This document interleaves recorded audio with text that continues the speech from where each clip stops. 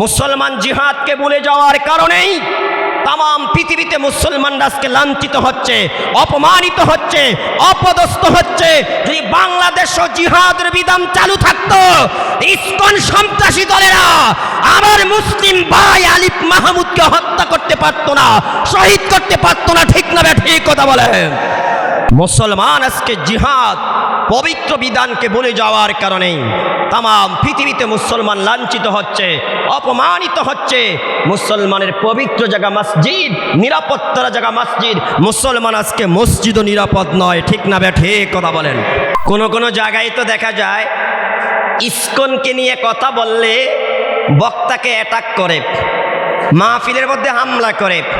ইমাম সাহেব, খতিব সাহেব যদি মসজিদের মিম্বারের মধ্যে বসে ইসকনের সন্ত্রাসী গুন্ডা বাহিনীর বিরুদ্ধে কথা বলে, জাতিকে সতর্ক করে, সেখানেও দেখা যায় কিছু গুন্ডা বাহিনী ইমামের উপর হামলা করে, মাদ্রাসার মুতামিদের উপর হামলা করে। এমন ঘটনা বাংলাদেশে ঘটেছে। ঠিক না বে ঠিক কথা বলেন?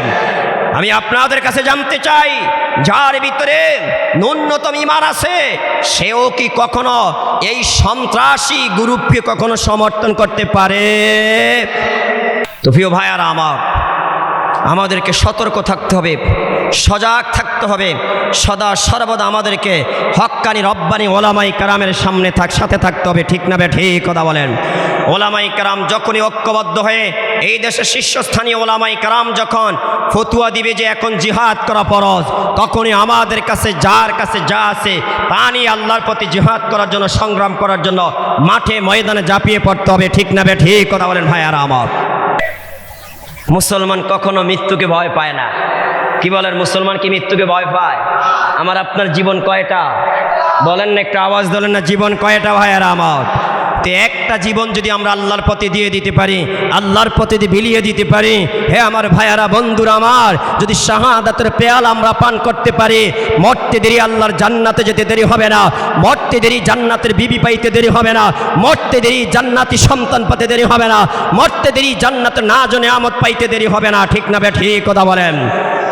তাই আমাদেরকে সদা সর্বদা জিহাদের জন্য প্রস্তুত থাকা দরকার আছে নাকি নাই?